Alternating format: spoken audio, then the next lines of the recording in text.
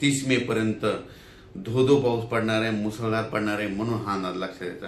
सांगायचं झालं तर पाऊस मुसळधार कसा असणार आहे, पहिल्यांदा मुसळधार पाऊस सांगतो.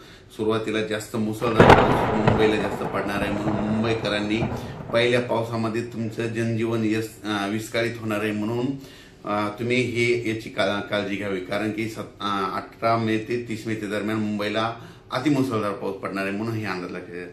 त्याच्यानंतर नाशिक जिल्ह्यासाठी देखील अतिमुसळधार पाऊस पडणार आहे, म्हणून हा अंदाज लक्षात घ्यायचा. पुणे जिल्ह्याला देखील मुसळधार पाऊस पडणार आहे. कोल्हापूर जिल्हा, सातारा जिल्हा, सांगली जिल्हा, त्याच्यानंतर संपूर्ण कोकणपट्टी मुसळधार पाऊस पडणार आहे, म्हणजे 18 मे ते 30 मे दरम्यान, म्हणून त्यांनी सगळ्यांनी सतर्कतेची काळजी घ्यायची.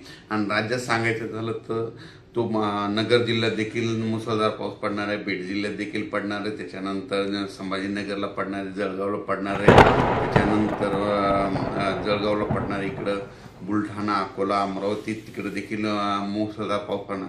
म्हणजे सांगायचं झालं तर 18 मे पासून तर 30 मे पर्यंत, 18 पासून जवळपास 12 दिवस दररोज 2-2 दिवस भाग बदलत ओढे नाले वाहतील असा पाऊस पहिली वेळ मेच्या शेवटच्या आठवड्यात येणार आहे, म्हणून हा अंदाज लक्षात घ्यायचा. मग सांगायचं झालं तर पूर्व विदर्भ, पश्चिम विदर्भ, दक्षिण महाराष्ट्र, उत्तर महाराष्ट्र, कोकणपट्टी, खानदेश, मराठवाडा सगळीकडेच मध्ये जोराचा पाऊस पडणार आहे. कोणतंही गाव याच्यातून वंचित राहणार नाही, म्हणून हा अंदाज लक्षात घ्यायचा. सांगायचं झालं तर म्हणजे आज आहे 18 मे 2025, म्हणजे आजपासून जवळपास 12 दिवस राज्यात दररोज वेगवेगळ्या भागात जोराचा पाऊस पडणार आहे. वड्याला पाणी येणार आहे, नाल्याला पाणी येणार आहे, नदीला देखील म्हणजे त्याच्यानंतर 22 मे ते 30 मे दरम्यान नद्याला देखील पाणी येणार आहे, म्हणून हा अंदाज लक्षात घ्यायचा. म्हणजे बऱ्याच काही अशा नद्या येतात त्यांना देखील म्हणजे ओढे नाले वाहणार आहेत, म्हणून हे लक्षात घ्यायचं. आणि नद्याला देखील पाऊस येणार आहे, म्हणून हा अंदाज लक्षात घ्यायचा.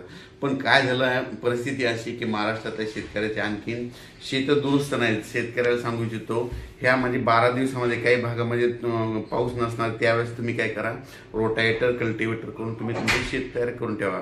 कारण की